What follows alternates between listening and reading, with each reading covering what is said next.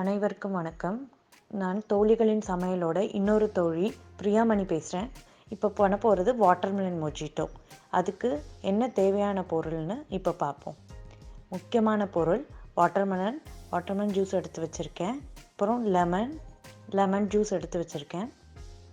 புதினா, ஜிஞ்சர் ஏல், அப்புறம் சுகர் பரப்பி வச்சுருக்கேன். அப்புறம் லெமன் இந்த மாதிரி கட் பண்ணி வச்சுருக்கேன். ஏன்னா இது ஜூஸ் உள்ளே போட்டு க்ரஷ் பண்ண வேணும்.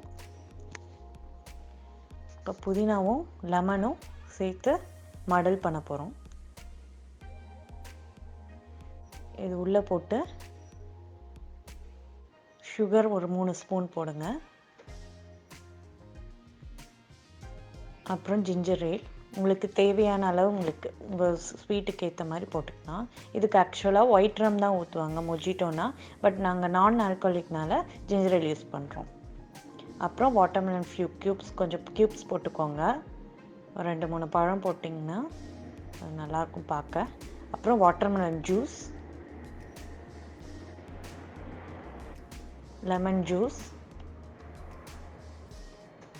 அப்புறம் ஐஸ் க்யூப்ஸ் தேவைப்படும்.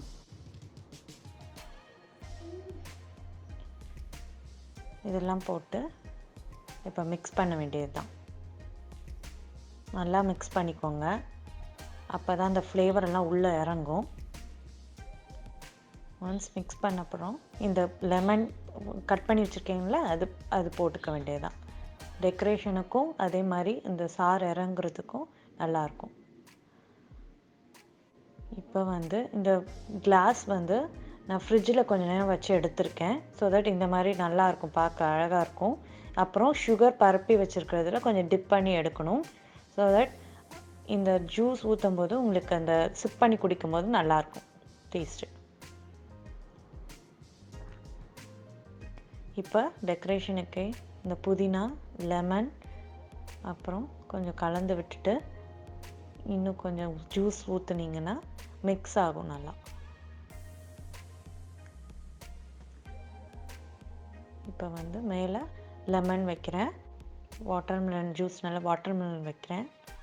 நெக்ஸ்ட்டு இந்த கொடை மாதிரி ஒன்று க்யூட்டாக கிடச்சிது கடையில். இங்கே வால்மார்ட்டில் கிடச்சிது எங்களுக்கு. எனக்கு இந்தியாவில் தெரியல, பட் நீங்கள் ட்ரை பண்ணி பாருங்கள். கிடைக்கும் போது வாங்கி வச்சுக்கோங்க.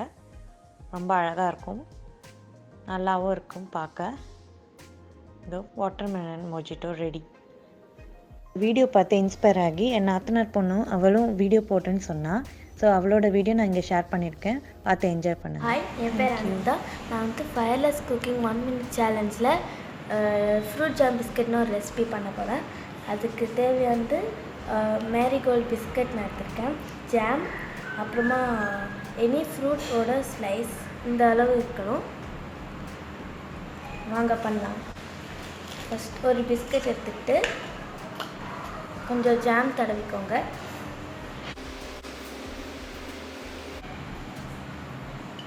இதே மாதிரி இன்னொரு பிஸ்கட்லேயும் ஜாம் தடவிக்கோங்க.